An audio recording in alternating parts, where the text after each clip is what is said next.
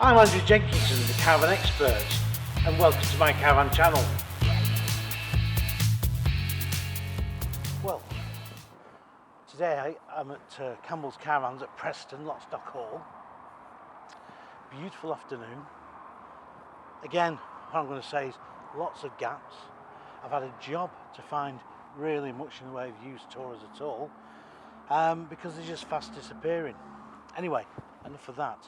But what I've come across today is this Caravelair on Taris, and it's the 406, which is the 4-berth corner washroom model. Now, it's a 2019, so it's only just over 12 months, going on for 2 years old.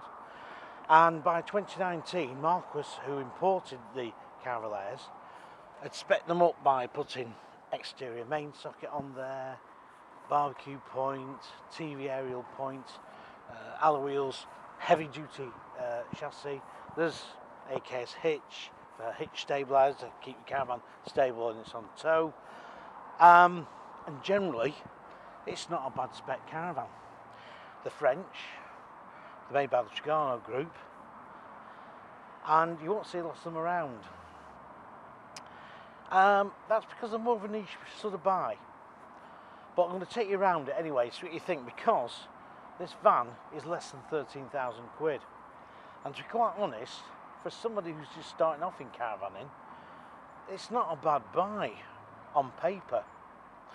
But let's go and have a quick look around it and see if it's worth the 13k and the build quality, because Caravellairs were pretty well built.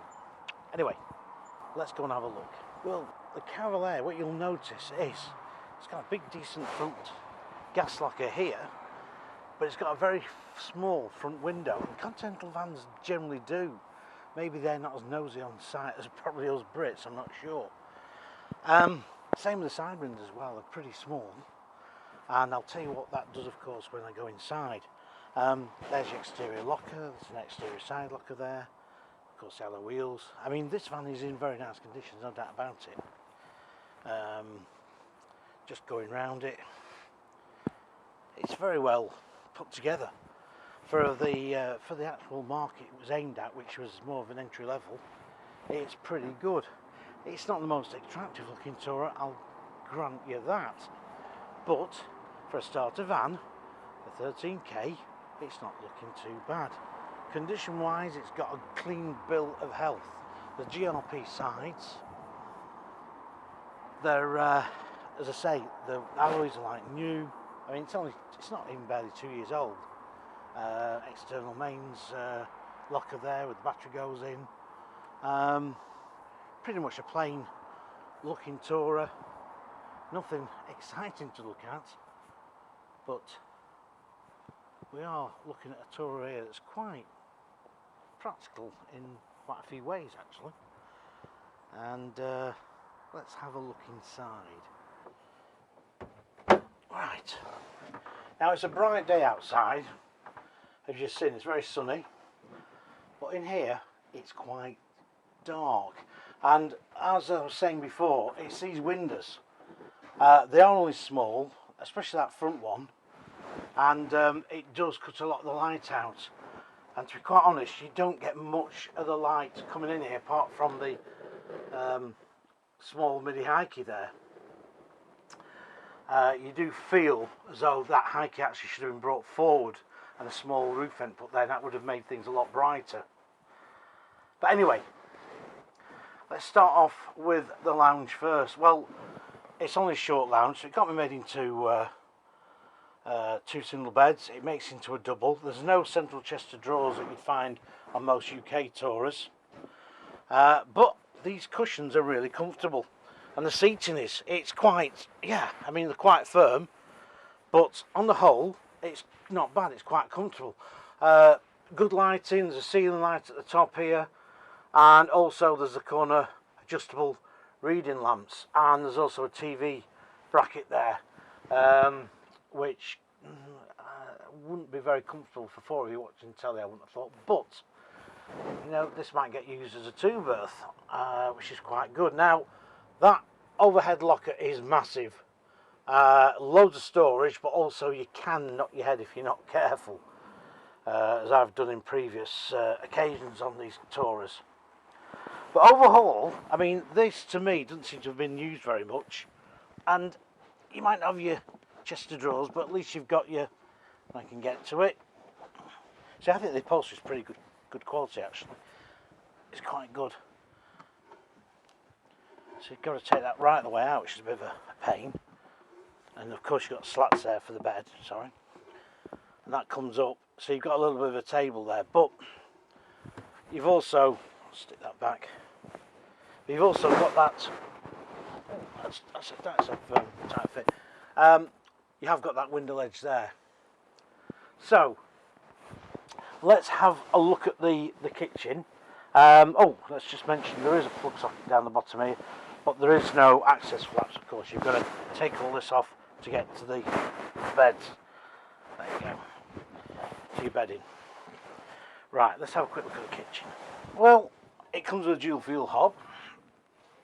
It's only got 2 burners and 1 electric hob there. Sink, quite a decent sink, and what I must admit, as I say, it has been very well looked after, and it is only 2 years old, and I would say it's been, as I say before, been very rarely used, this Tourer. Now I said there's not much worktop, token gestures there's that there, which does help a little bit. You've got a side window there, of course, LED lighting, and you have a main socket under here. Now that really would be better on the wall, obviously, but that's what you generally get with the Continental Tourer, because this has been made for the UK market, hence the door is actually on the right side and not the wrong side. Plenty of storage here, and for your cutlery, etc. And you do get a spark ignition and a small oven stroke grill, and more storage in there. Now if you're saying, well, hang on, where's that fridge? Well, the fridge is put here beneath the wardrobe, and it's a decent sized fridge, to be quite honest. So everything looks fine, obviously the bits have been taken out. Well, it's on display. And then we'll go to this while we're at it. You get the wardrobe, and that's a loose fit carpet there actually, and there too, and your TV aerial, which I think is a French telco, I'm not sure. It's certainly not the status anyway. And also the loose, the freestanding table is put there. So that's your kitchen. Blown aging outlets down the bottom there for the lounge area. But the kitchen's quite nice. It's, as I say, this van is really immaculate. It really is. There's no doubt about it. So, well, this side dinette here is useful for the kids, for young children, and also it's got the fold-up bunk. So obviously it sleeps 2 here. Got a side window here, which isn't too bad. It's not overly sized, and you've got some storage here, roof lockers, a little shelf at the back there. Again, it doesn't feel too gloomy. At night you've got your adjustable lights there, and decent table. It's all very sturdy. Well, I said it's all very sturdy. It's not even clipped in. Sorry, that's my fault. It's not been clipped in very well. It's all very sturdy. It's almost like one of these TV comedy shows, isn't it? But anyway, it is generally a sturdy van, and this layout is basically based on layout that was very, very popular in the UK for many, many years, for 12'6" Taurus. It was classed as a family van, and of course the only manufacturer now that uses this in the UK is Eldest with the Explore, their 304, which is smaller than this. So there we have it. But let's have a look at the rear corner washroom, and see if that is as practical as the rest of this van, because this van is pretty practical. I think with 3 people in it behind it, 4 people could be a little bit of a tight squeeze, I'm not sure. But let's have a look at this here washroom anyhow. Right, well, you don't have a window in here. All you get is this roof vent. There's integral light at the top there, large mirror, and regarding sink, well, it's just this aluminium, this chrome type hand basin there, which is okay. And this doubles up obviously as your shower room. It's got a manual cassette loo in, it's not electric, and your only storage actually is that shelf there. So it is pretty minimal, but if you're on a site that's got few facilities, you know, you could manage for a weekend, I would think, without too much of a problem. There's also a blown air heater outlet there too. And the fact is as well, this again is very, very clean. I probably even says shower's not even been used. But anyway, let's have a quick summary. Well, the Caravelair might not be on everybody's shopping list. There's not a lot of them around. As I say, Marquis were the importers, and still are as far as I'm aware of. I know they were importing them towards the end of last year. As I say, they are French. Caravelair have been around for quite a number of years and have been taken over since by Marquis Group. The vans themselves are pretty well made, there's no doubt about it. They were built literally for the more lower end of the market, and the last couple of years Marquis have improved the spec on them to make them a bit more of a tourer that people want against a UK counterpart model. But this layout, as I say, is pretty rare. It's ideal for a family, for two young kids, mum and dad. It's what, less than 13 grand. It's only a year too old.